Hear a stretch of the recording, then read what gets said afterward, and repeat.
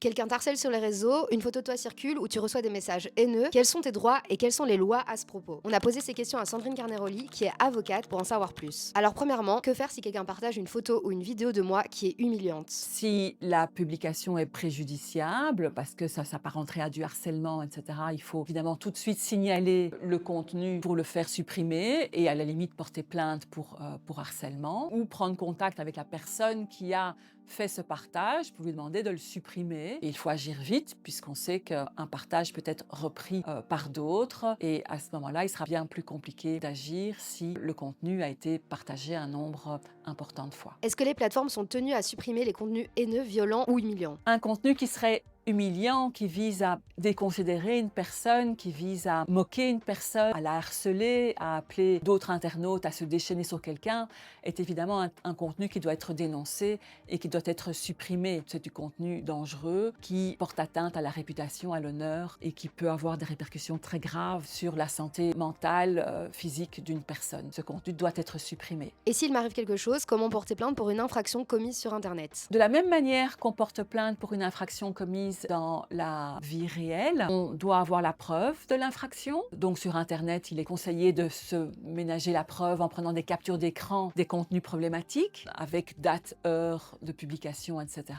Et on dépose plainte pénale, soit une plainte à la police, soit mieux, une plainte dans les mains du juge d'instruction. Avant d'en arriver là, on peut faire un signalement aux plateformes Internet pour leur demander de prendre des mesures de suppression des contenus qui justifient l'infraction. Et finalement, quel recours ont les victimes de harcèlement en ligne? Les jeunes victimes de harcèlement doivent d'abord parler du harcèlement avec leurs parents. C'est la première démarche, c'est pas toujours la plus facile. Si le harcèlement se passe au sein de l'environnement scolaire, il existe souvent des services de médiation scolaire et donc l'enfant peut avoir aussi un point de contact dans son école. Il est important d'en parler pour prendre conseil et en fonction de la gravité et des circonstances du harcèlement, on verra quelle est la sanction la plus appropriée qui s'impose, soit une médiation scolaire, soit une médiation avec les personnes concernées, soit une plainte à la police de nouveau.